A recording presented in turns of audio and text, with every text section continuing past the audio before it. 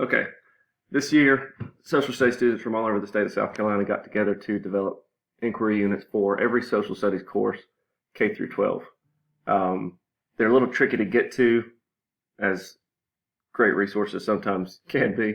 So I'm going to walk you through how to access the site and access the documents or the files for these instructional units.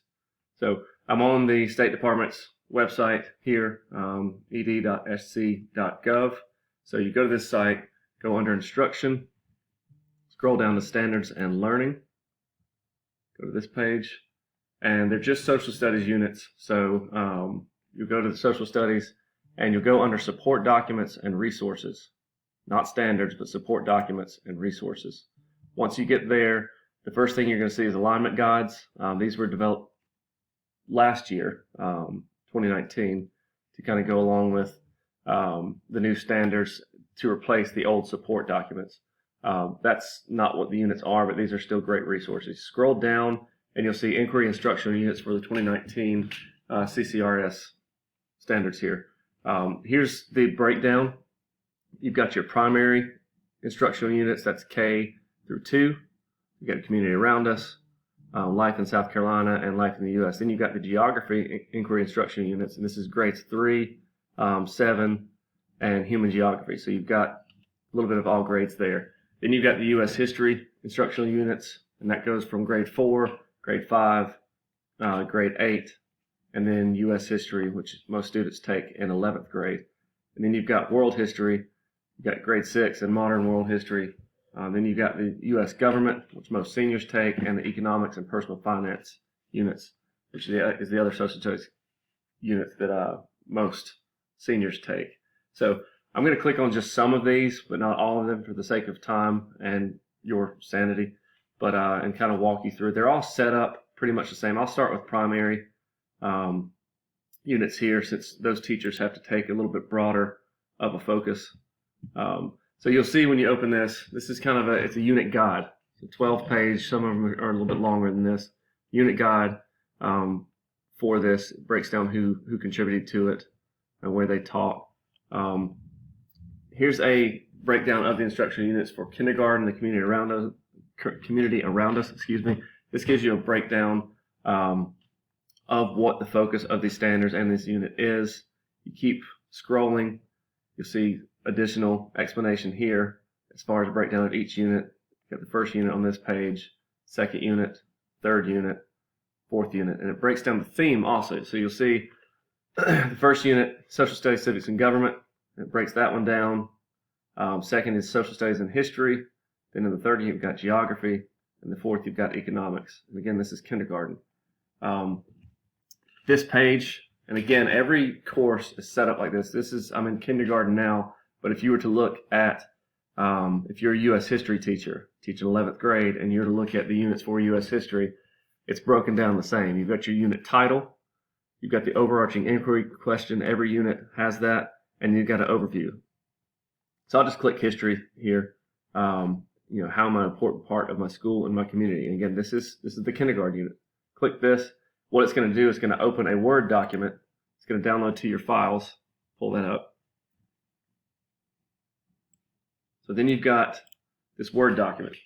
And of course, the beauty of these Word documents is you can make this your own, make little edits to it, add notes.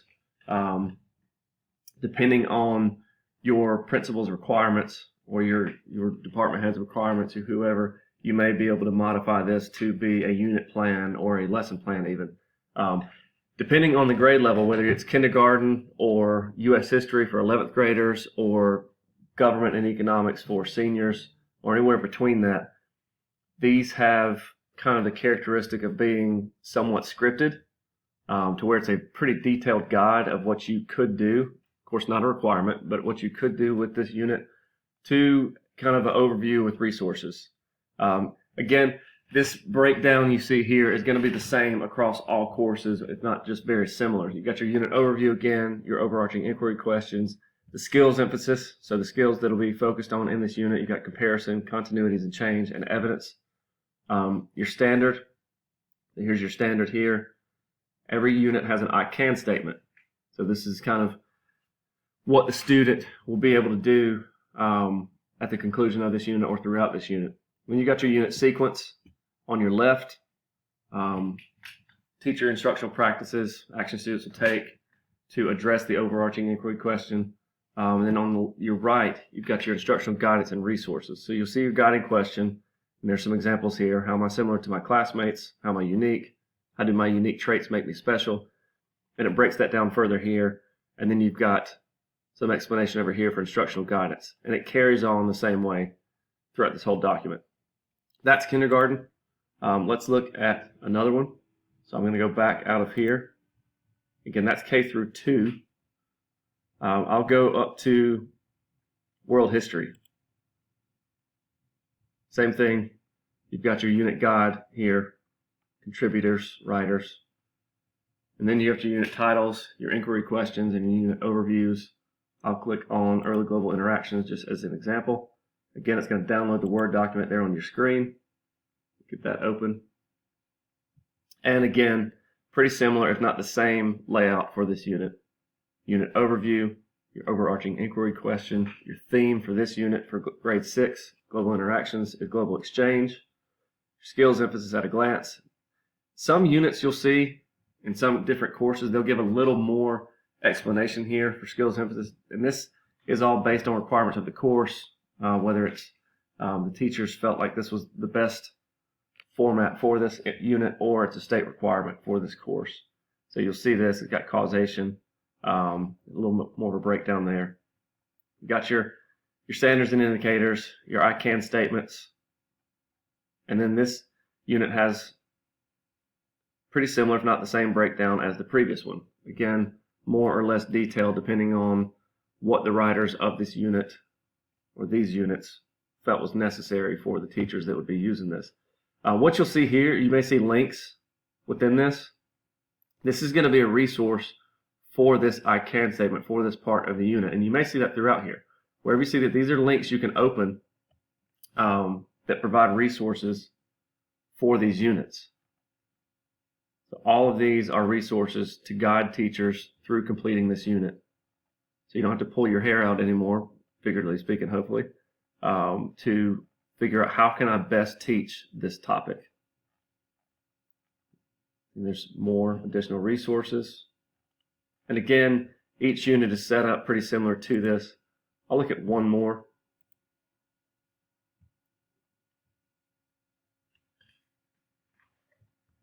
We'll open the U.S. history units, since these have a little broader coverage with a little bit of elementary school, some middle school, and some high school.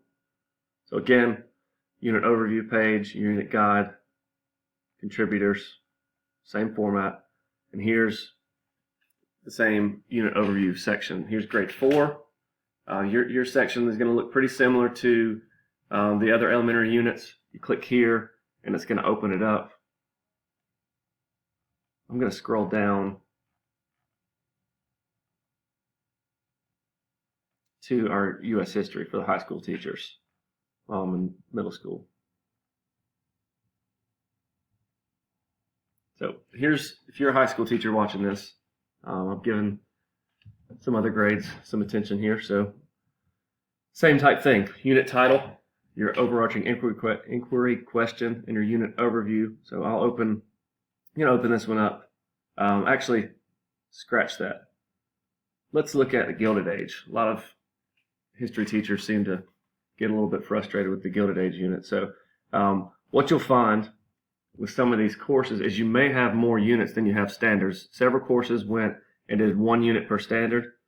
Other courses took the route the U.S. history did here, the high school U.S. history did, and they did 2 units per standard to kind of break things out, make it a little easier for the teacher. So these are your 2 Gilded Age units here.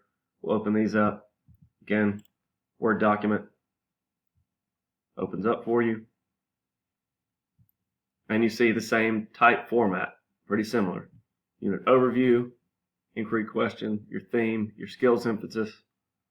They broke it down a little even more detailed than some of the other courses. Here's your standards, your I can statements. Give you an idea of what they're going to be doing in this unit. And again, your guidance on the left, your unit sequence on the left, your instructional guidance on the right. Again, U.S. history was one of the more scripted units. They felt it needed a little more guidance, but it's set up pretty much the same. You've got your unit, your link here, for a resource for this unit for capitalism reading. Helps students think about the meaning and impacts of capitalism. Again, same type thing as you scroll down through here. And as you get towards the end, your additional resources. Some units for some courses have these laid out in more of an appendix style section with actual tables and charts that you can use, that you could print out. Others are links like this. So this is a pretty good one. So again, depending on your course, you'll have to scroll and find. Again, this is the United States history one. So it starts with grade 4. Hope I'm making you too dizzy. Starts with grade 4. If you're looking for grade 8, you'll have to scroll a bit further. 11th grade with U.S. history, scroll even further. I'll back out to show you that page one more time. So again, you're going to go to State Department's website under Support Documents and Resources, under Instruction,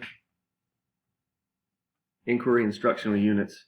Again, primary, your K through 2, your geography units for the relevant grades, U.S. history units for those grades, world history for its respective grades, and U.S. government and economics and personal finance units. Hopefully these will help. These units are great to give teachers lots of guidance on how to teach, a little bit deeper, maybe better if needed. I know some teachers, we all know, struggle. We all have our struggles with different parts of, especially social studies. We feel a little bit weaker in some areas than others. So, open that particular unit. If you are teaching U.S. history to high school juniors and you are weak in the Gilded Age content, or it's your least favorite unit, so you feel like you need to beef it up, go to that unit and use that unit for your guidance. There's no set rule that you have to use all of this or even any of it, but it's here for your support. Reach out to supervisors if you need, principals, department heads, for guidance on this. These are great resources again. Hopefully you'll find them as useful as the rest of us.